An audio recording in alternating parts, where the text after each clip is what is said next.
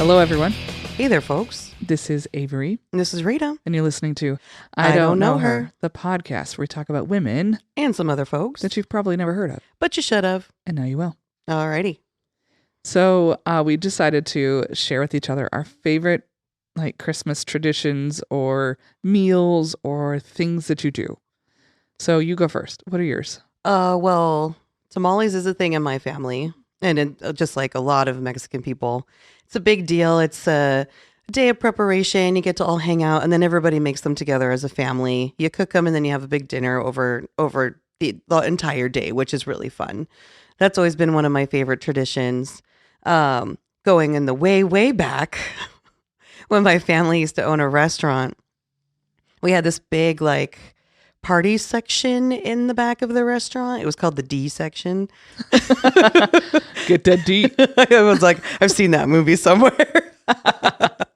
And it had a separate catering kitchen in the back.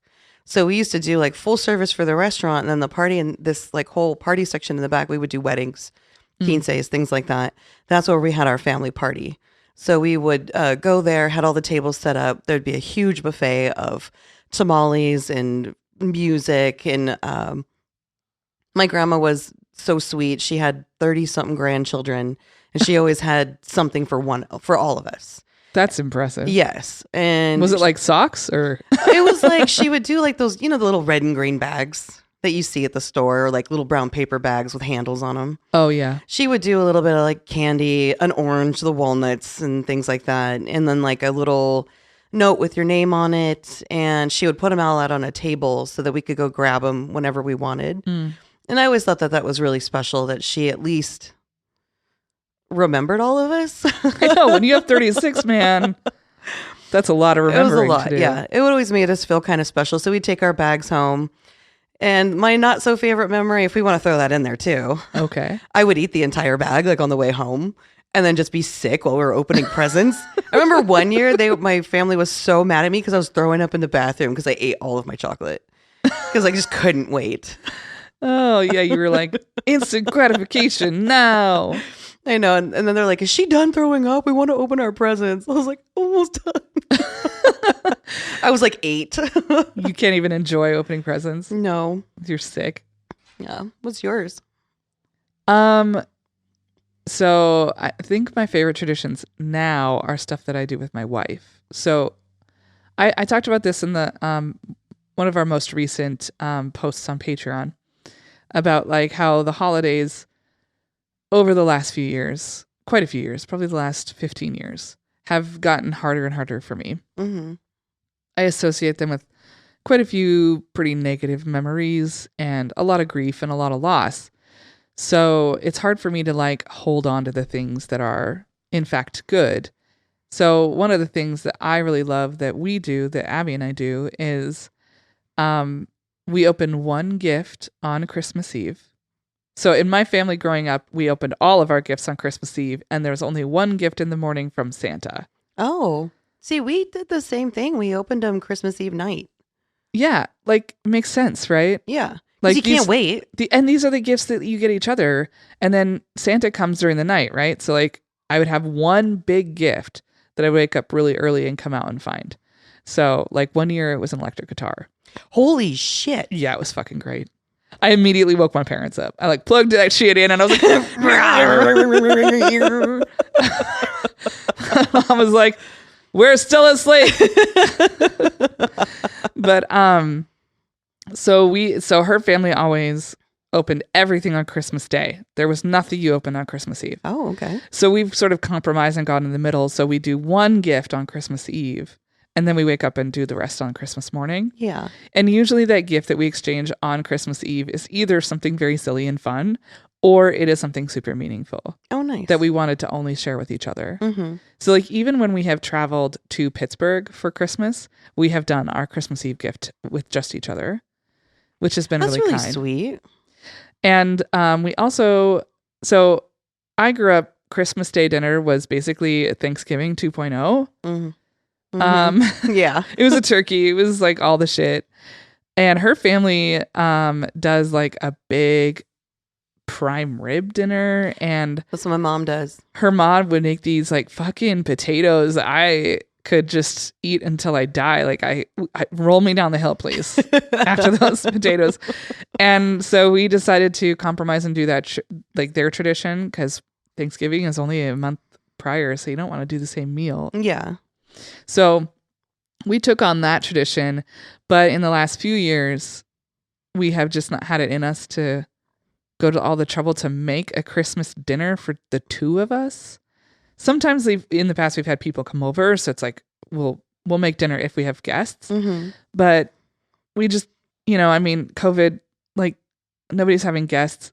Like in 2020, that's when I had COVID, OG COVID. Yeah. And I could barely like walk or stand, or I couldn't last longer than an hour upright. Yeah. So I loved that I could just go buy a fucking meal ready-made and from a restaurant and support a local restaurant that's struggling, and then have it come to me and I don't have to go anywhere. So in 2021, we were alone again, and we're not traveling because it's whatever. Actually, no, 2020 we went to Pittsburgh. That's right. Oh gosh. Because we'd had COVID, so we weren't going to get anyone That's sick, right. and we couldn't get sick. That. Yeah, y'all were like, whatever. Yep, and we were masked the entire time. But 2021 was we ordered in, and then we also had gone to a restaurant. So we've started to like utilize restaurants more, because in her family they do that. They go out to Christmas night dinner sometimes, or Christmas Eve dinner, and like that was like a thing we never did in my family because we grew up in this very tiny little town. There wasn't an option. Yeah, everything's closed. Yeah, and so everything's closed. So the last few years we've been going out to eat, and I really that's kind of fun. Like it's nice because just it the takes two of something us off of your hands too. Yeah, and I just tip lavishly. I'm like, here's 45%. Merry Christmas. And you bow out while you walk away. Well, because it's like, I mean, it would suck to work on Christmas unless you're the kind of person who, like me, like maybe you don't have a great relationship with your family, or maybe you don't celebrate Christmas or your family never did. And, make some money. Well, we have at work, we have two Jewish people who are like, we'll work Christmas Eve. Like, we don't give a shit. And then we have one Muslim, and he's like, I don't care. It's just a fucking Saturday. It's just a Saturday, yeah. Yeah, so those are some of the things that we really enjoy. And I have gotten a lot of enjoyment out of doing that stuff with her. And one thing we did do growing up that was always really fun, but we only did it as we got older. We went to the movies on Christmas Day. Oh, yeah. That's like a tradition for a lot of people. Yeah, we would all like eat and drink all day long. We'd go to like a really late showing too. So we just like all get ready, kind of get dressed up a little bit. And, everyone's a little skin and liquor deep, and go see like one of the big, the blockbusters that were coming out. And I remember one year the movie Ali was coming out, and that was like a big deal. And it's one of my dad's like favorite heroes. And he was all excited, and he was all ready to like go see it. So he was like pretend shadow boxing in the living room. And I was like, oh, hey, Dad. And like, we're all ready. We got all of our Christmas gear on. And I walked up to him. He didn't see me, and he punched me right in the face. Oh, no. Did you end up going to the film? Yes. Okay. I just remember sitting there and being like, you hit me. Punch me right in the face. Merry Christmas. Merry Christmas. Here's a black eye. Well, that's really cool. It's nice to see some similarities in all of that.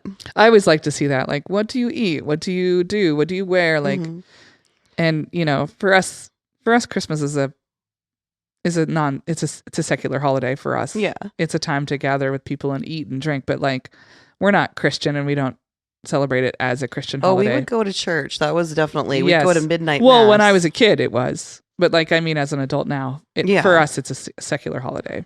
So I was actually really funny. I was at work, and we were talking about like schools, despite the fact that they're not supposed to, become very Christmassy around Christmas, right? The kids pageants, the dress up days, the terrible candy canes, the trees, jingle bells played on violin. That's all out of tune. Yes, it is very, very Christmas, right? Like, you can't be in an American school and not be experiencing Christmas traditions, which is, not great. But I was like talking to my friend about how I don't mind as an atheist. Like, I don't mind. I think it's fun. and I don't have a problem with it. I can understand why other people might, but I personally do not. Yeah. And for me, it's like exactly like fucking Valentine's Day. And she was like, no, it's more like St. Patrick's Day because that's like a saint. And I was like, no, it is exactly like Valentine's Day. It is exactly like Valentine's Day. You have certain colors you wear. Yes. It's associated with certain colors. Yes. You give people gifts. It's very commercial. Like usually some food is involved. There's always like some kind of food. You give cards, you give gifts, you blah, blah, blah. You exchange stuff. And kids are insane around that time, just like they are around Christmas. Oh, yeah. Particularly at the high school level, right? It becomes a lot to deal with. There's so much drama. And like, that's like Christmas for me. Yeah. It's literally the same. I do have some like bad memories of like Christmas always being so much pressure because our family was so big. Yeah. I mean, all of those people. And like my mom was like yelling at everybody to get ready. And like, we're going to be late for church because we took up a whole pew because there was like 20 of us. And so it was like, you know, we got to get there early. And I remember hating that because it was like, you had to sit there for another hour because they wanted to get a pew for all of us to sit together. I was like, I don't care. Yeah. Christmas Day was always, not always, but often was quite stressful in our house too, because my mom would make some elaborate fucking dinner. Usually, like I said, it's some kind of turkey and ham situation. But also because that was usually the day that my stepdad's kids and family would come from a neighboring town that was about 45 miles away. And their family is huge. Before he married my mom, he had 4 adult children. Every one of them had at least 2 to 4 children. Ooh. And all of them would come. So it would be like 24 people showing up to our house of our very small, like our house isn't small, but our very small family it was just my mom, my stepdad and me to like balloon out. And then my mom would always invite her sister and her husband to come over because they live next door and they're our family. Yeah. And I would just become like the weird kid on an island. Just like, I don't want to be here. Because all of my stepdad's grandkids were my age or slightly older. So they're technically my nieces and nephews. Oh, it's odd. And they were very different from me. They were very much corn-fed farm kids, right? And that's their family. And I was like the weird kid who wrote poetry and listened to metal and was probably really gay seeming to them, even though I didn't know it myself. So like that would be the day when my mom her stress level would be through the roof because she would always try to impress these people. And that's when you're just like, be the wall. Oh no, you could not be the wall. Oh, You had to help. My job was to be whatever my mom needed me to be in that moment in time. So I could be a food runner. I needed to clean. I needed to like wrangle a dog. I needed to like provide entertainment. Go play the piano. Stay busy and stay out of a hand swiping range of motion. It was just, I hated that. And then the post dinner part was the worst because then like I was supposed to entertain these children who do not like me.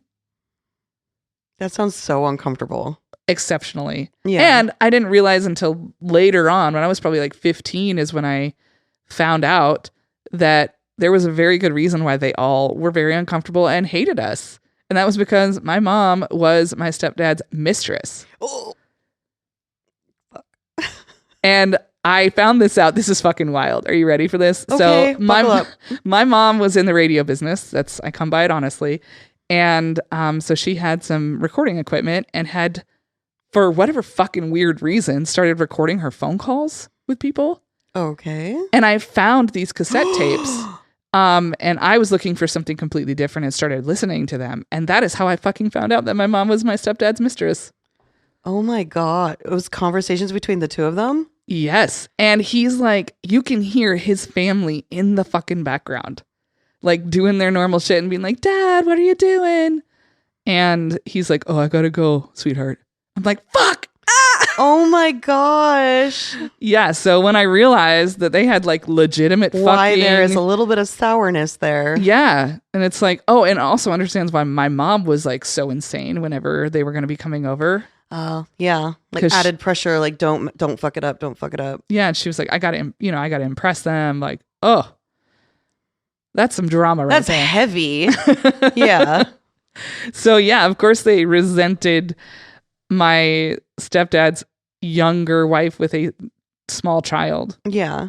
because we were the marriage ruiners, Oh gosh. homebreakers. One day I keep telling you need to write a book. I know. I will one of these days. Well, that was a lot of Christmas talk. That We was got so a little wild. cheery. All right, are you ready? I am ready. Who do you got for me? Alrighty, the person I have for you today, have you ever heard of Felicitas Méndez? No, I have not heard of them. Her? Her. She was a Puerto Rican activist and a civil rights pioneer. One of my very first girlfriends was Puerto Rican, so. I love Puerto Ricans. They're so much fun. She was weird, though. She was wild. Oh. Of course. She howled at the moon. It was a whole thing. Oh, geez. Oh, my goodness. That would be a little chapter in the book, too. My howling girlfriend. I don't have a response for that. She made me go out in the backyard and howl at the moon with her.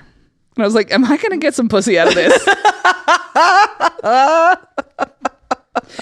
And you did. No, I did not. Oh, no. That's a whole other story. Oh, gosh. Okay. Back on track. Felicitas? Felicitas. She was born on February 5th in 1916 in the town of Juncos, Puerto Rico. Her parents were Felipe and Teresa Martinez.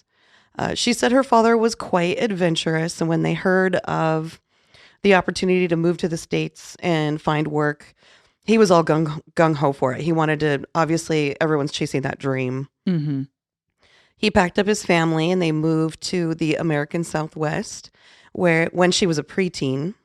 And the family eventually joined the Latino community of agricultural workers in California's Orange County. So Felicita said that there was a time in history where Puerto Ricans were allowed to come to the U.S. to work in the fields. They got free passage to come here.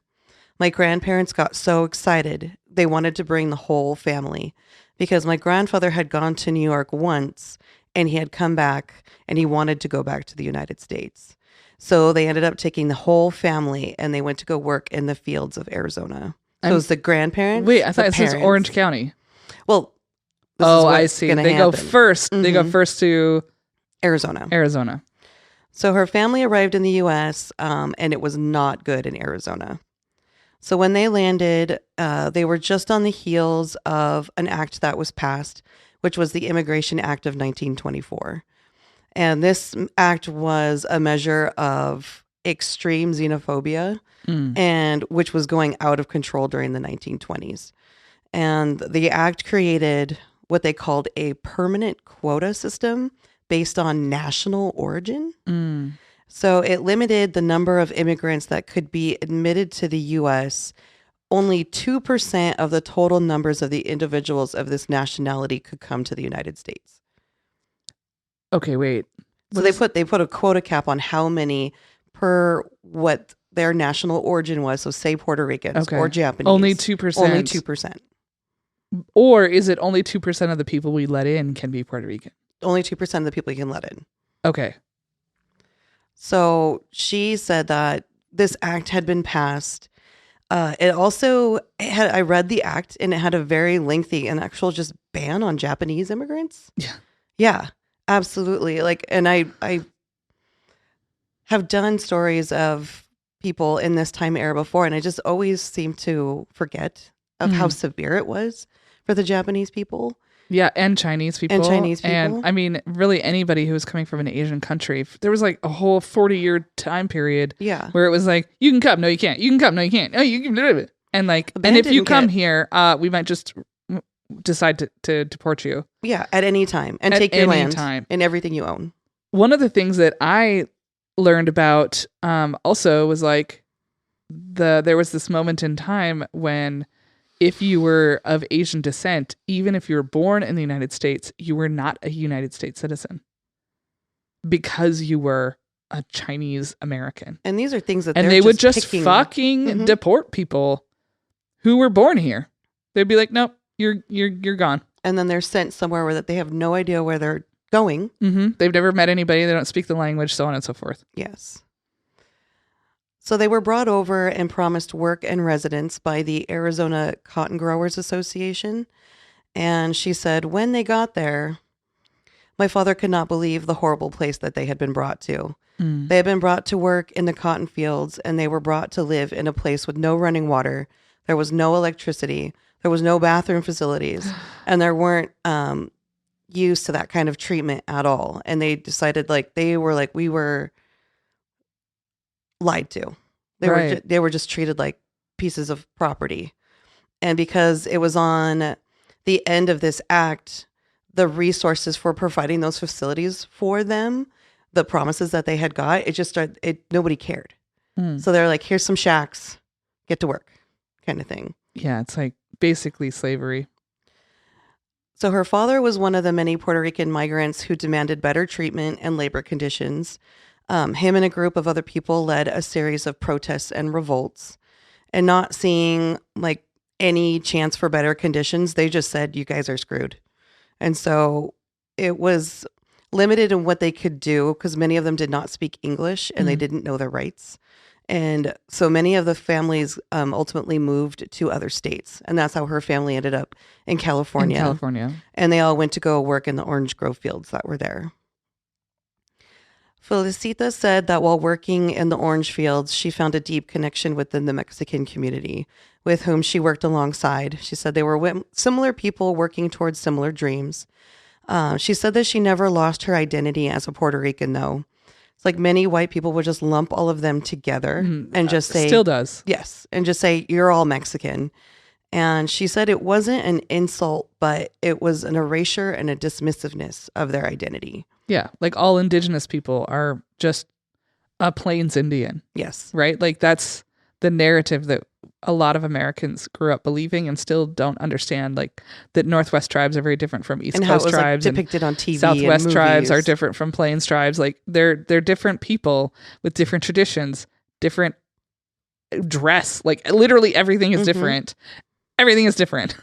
But like there's this like lumping together. Yeah. Just you all look the same, so therefore you are. Or you all speak the same language, therefore you're all the same. Yes. Like all of Central and South America. Yeah. Your entire continent, same people. Like, what? It doesn't make any sense. Well, in California, she meets her husband, Gonzalo. He was a Mexican farm worker. Do have a kind of a weird start to their relationship. Were she the mistress? No, nothing like that. Did their children find out via cassette tape? Well, he was head over heels for her, and he kept bothering her, and he was like, I like you, girl. And she's just kind of like, like she didn't really know, like she didn't really have intense feelings for him. So one day he says that he's going to give her a ride. And she's like, okay. He just takes off with her and drives to San Diego and is like, let's just get married. And she's like, I don't know if I like want to do this, but he convinces her and they end up getting married. And that just seems like she was young. And it feels slightly wrong to me. Yeah. It's like maybe she's downplaying how much she liked him. Maybe. Because like I have a similar story like this in my family where my grandfather was a lot older than my grandmother. My grandmother was like 14 when they met. Yes. He was face was. Yes. And I think he was like 20. And it was the same thing. She didn't really want to she was a girl. She's a child. She's a child. And she's like, I don't really know what to do. And my grandfather was like, nope, let's just go elope, and like took the situation over, which is very much like that machismo thing. And so it's like, it is like embedded in my existence of that kind of situation.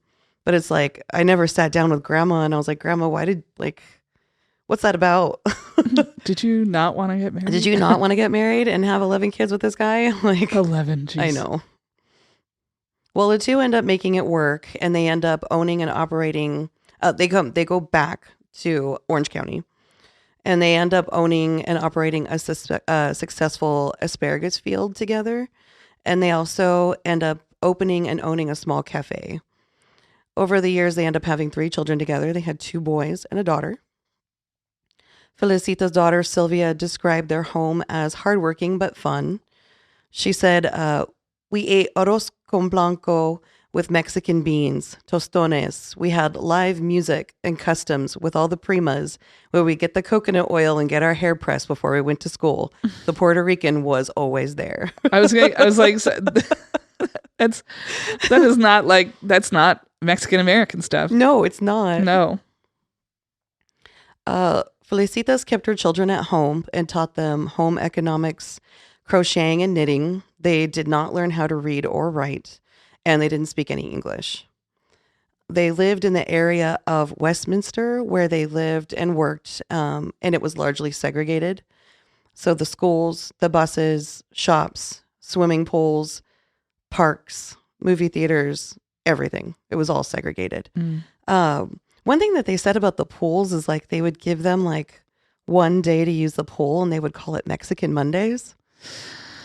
Ooh. Yeah. And they would let them swim and then they would drain the pool. Oh, they did that. Yeah. That was like a common. Yeah. The first time I ever read that about segregation, I was like, I am sick. That makes me physically ill. It does. Like gross. Like what the hell? Just when I did read that too, it's like, because I know that has happened already in the past, but just hearing it for people who look like me, look like my son, it's like, could you imagine like getting out of the pool, having a fun day, and just seeing them think that you are so revolting that they don't even want to be in the same water as you? Yeah, the pool has to be cleaned. The pool has to be cleaned. It's just gross. Well, the schools that did accept children of color branded themselves as schools that would Americanize these children. Of course. Spanish was prohibited, and it was perfect. Like they purposely geared what they called courses, and they were geared towards the young boys being taught heavy labor skills, and the girls were taught housekeeping. Yeah, that seems correct. And these were like classes. Yeah. And I don't love that. No. And these schools also had terrible conditions. They lacked all the regular resources that you would find in a well-provided for elementary school. She said that one of the schoolyards was right next to a cow farm, and all of the fences were electrocuted. And they're electric fences? Yes. And all the kids would get shocked like during lunchtime because they wanted to sit outside for lunchtime because it was so hot inside the buildings. Ugh. And so she was like, yeah, like me and my other fellow students would get zapped. And then it was hot and they're out by a cow pasture. So I thought she kept her kids home and didn't send them to school. Well, these are the schools for children of color at the moment. So that's why she's not sending them to school? Yeah. Okay. So when they are starting to think about school, they were told they were going to go with their aunt, who was Felicita's sister-in-law. Her name was Sally. She was married to a Mexican man because there was a French occupation in Mexico way back in the day during the Mexican Revolution. Mm-hmm. So her husband had a French last name. And so her children were fair-skinned and had a French last name.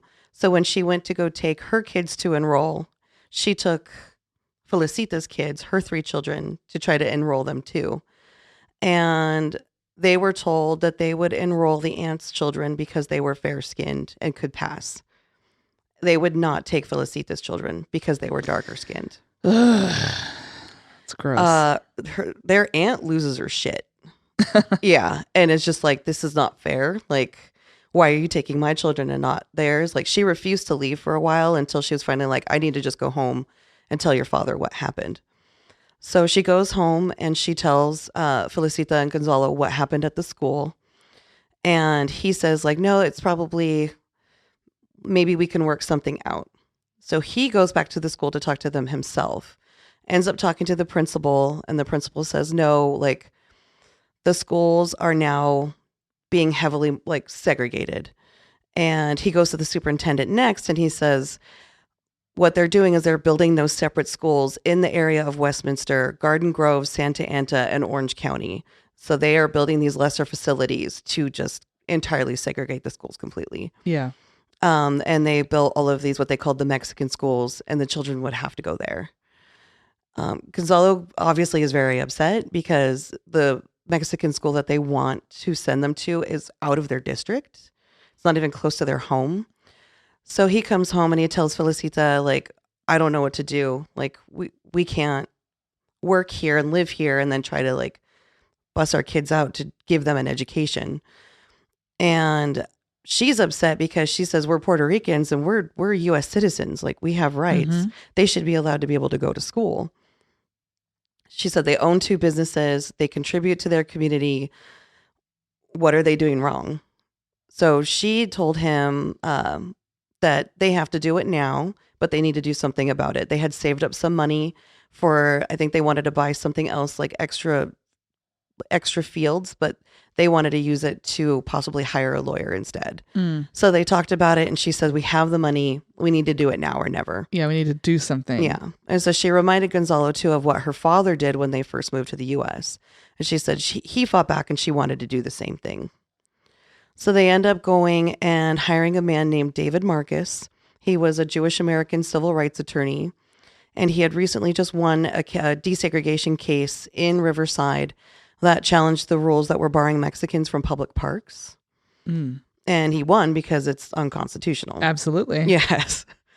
So Marcus said to them, let's not do this just for your children. Let's do this for all of the children. Yeah. So Gonzalo agreed and drove Marcus. They drove around Orange County and they would sit down and they were meeting with other families who had similar experiences.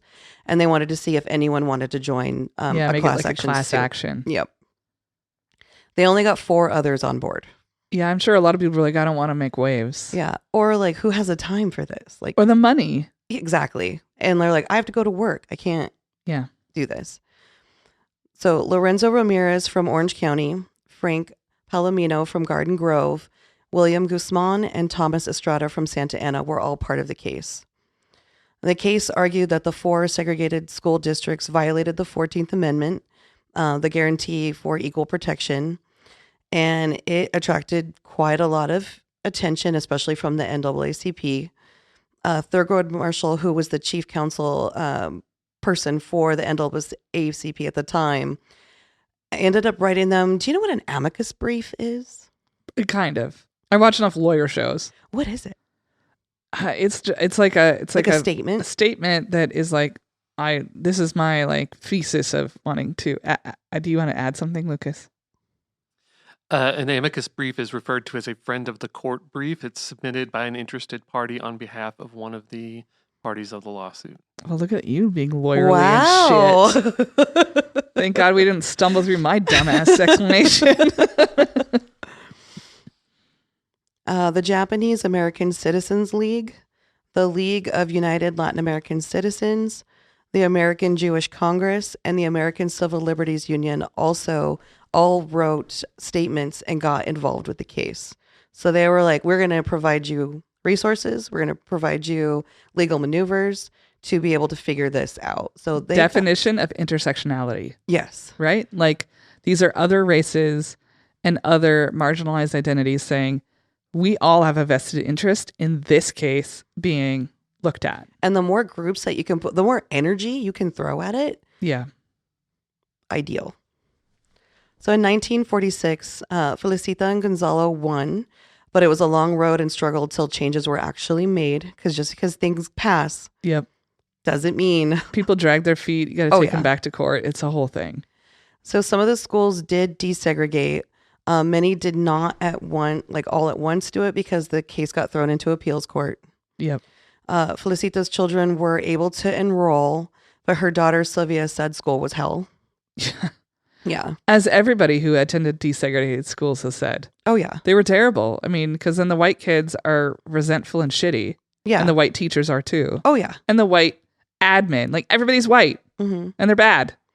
And you're just thinking, oh, I'm just going to go. But no, they're going to make your life a living I'm hell. just trying to fucking go to school. Like, leave me alone. Yeah. She says she got teased. She was called racist names. She was bullied. One day a boy told her, got in her face and said, like, aren't you Mexican? You know that Mexicans don't belong here.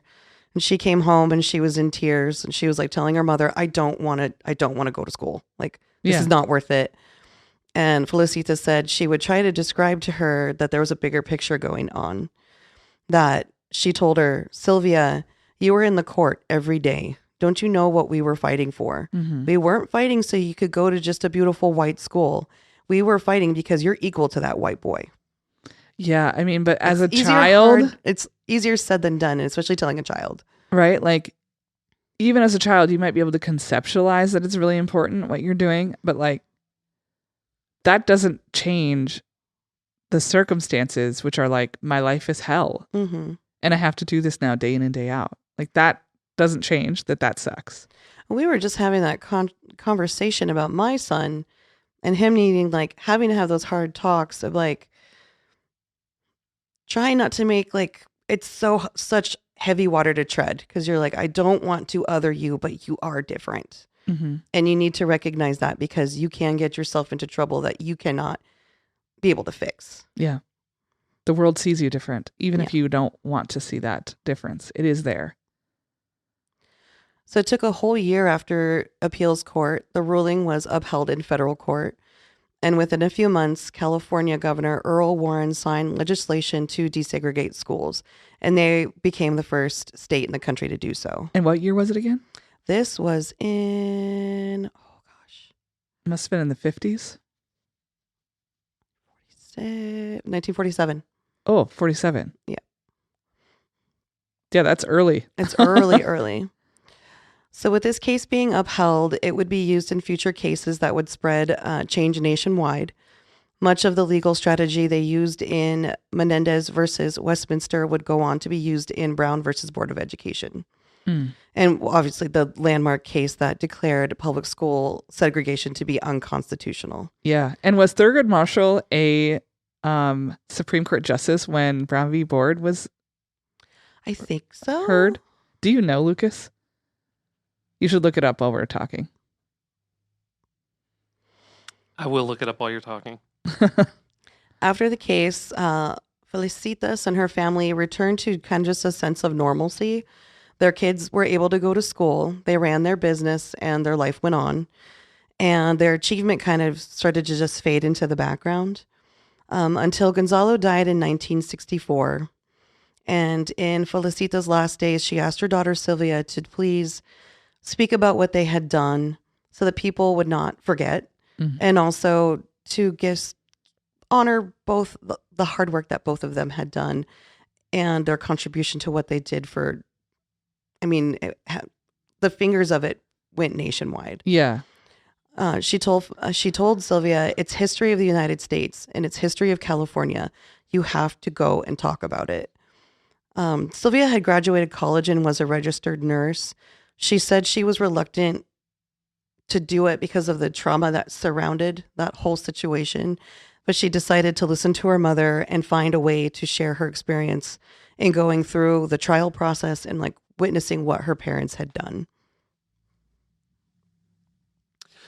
Thurgood Marshall argued Brown versus Board of Education before the Supreme Court before he was a justice. Okay. That is why I knew he had something to do with it. Okay. You were not entirely wrong. Yeah. I just was like, I can't remember if he was a judge or if he was another part of it. Another thing I want to look up is I think I know who Sylvia is. What's Sylvia's last name? Mendez?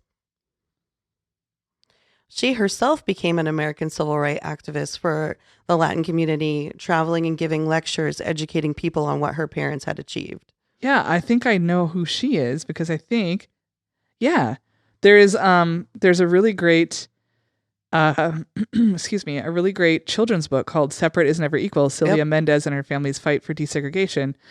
And as a librarian, I know that book pretty well. So I was like, as soon as you started talking about Sylvia, and I was like, wait a minute. I think I know who that is. Yeah, Felicita was her mother. She ended up passing away in 1998, but with her daughter's help, her legacy lived on. So in 2002, for Hispanic Heritage Month, Sandra Robbie produced a documentary titled Mendez versus Westminster for all the children. It aired on PBS. The documentary went on to win an Emmy and a Golden Mike Award, and a school in Santa Ana was opened as the Gonzalo and Felicitas Fundamental Intermediate School in their honor. And then 2 years later, Sylvia was invited to the White House for Hispanic Heritage Month. And in 2011, President Obama awarded her with a Presidential Medal of Freedom. Ooh, that's cool. Yeah, for her contribution in the desegregation case and for continuing her parents' fight. And also shedding light on what her parents had done. Because if she didn't do that, I feel like it would have been just lost. Yeah. Like so much. So much of the history we talk about. Exactly. And it was... But going back to what we were talking about before of how she was saying she did identify with the Mexican community, but it was very important for her to have people know that they were Puerto Rican because Puerto Rican history is so buried, just like Dominican history and Cuban history. It's so to the very, very little in the history books. And so I think it was very special for her to ask her daughter, please don't let this be forgotten. Méndez versus Segregation, 70 Years Later by Catlin Yoshiko Candil was a really good source of information. Also, the documentary that I mentioned, the one that was on PBS, the Méndez versus Westminster, is a really good one. It's only about like an hour 20. It's really fun to watch. And then Meet Felicitas, Pioneer in the Struggles for Desegregation by Suzette Labroy for the Center for Puerto Rican Studies. And she wrote a fantastic paper on that. Very cool. Thank you. Yeah. I had heard of obviously Sylvia and I knew that she was involved in some way, but I didn't realize it was actually really her parents. She happened to be a child. Oh yeah. Who experienced it. But that's she took up the torch and she's 87 now, so she's still alive. So I think at 87, I don't know. She seemed pretty spry if she's still touring and giving lectures and things like that. I did watch a few interviews that she did for like the New York Times, and she reminds me so much of my mother. The way she looks and the way she talks. And I was I did just look up a picture of her. She looks like my mom. She does look like your mom. It's kind of wild. But watching an interview with her and like the way that she, like her accent, I was like, oh my God. Yeah, I know, right? She looks like your mom. That is wild. She does look like your mom. Yeah. So that's mine for today. Well, thank you so much for sharing. Felicitas? Felicitas. Anyway, Felicitas. Felicitas Méndez. Méndez. Not Menendez. Not the Lyle and whatever Menendez brothers who killed their father. Those two were actually Melendez. What? Yeah. But they went Lyle by... and Eric Melendez. I thought it was Menendez. Is it Menendez? It's Menendez. It is absolutely Menendez. I've watched way too much true crime to not know that.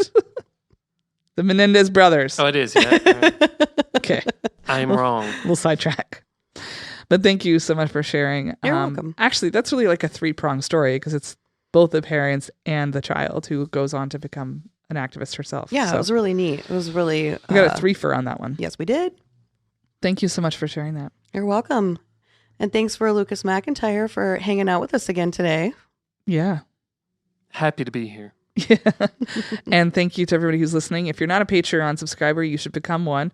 Every week, I'm out there putting out some cool stuff about life. And I also share every week recommendations for things I'm watching, listening to, and reading. And so if you're interested in any of that, you should definitely sign up for our Patreon and get some of that. You could even actually get some swag too if you sign up that way. And speaking of swag, we still have some stuff left. We have limited inventory, but if you would like stuff, make sure you look at our link tree, which is in our bio on Instagram and elsewhere. So find us.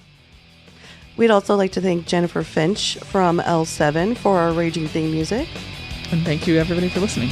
Till next time, folks. Goodbye.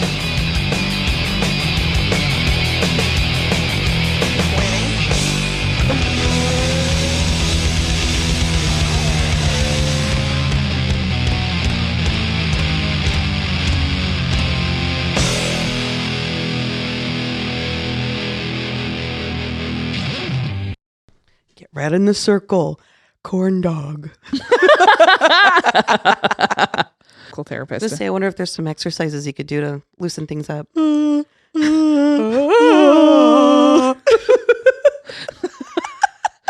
keep any of that in. Luke, I am your father. Luke. Come to dinner. But I can drop real low now. Like, hello. Whoa. Mm. This is IDK her after dark.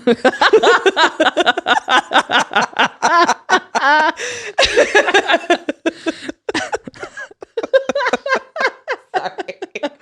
Oh no, we got the giggles in the middle of it. We usually have it before. I liked that though. Okay.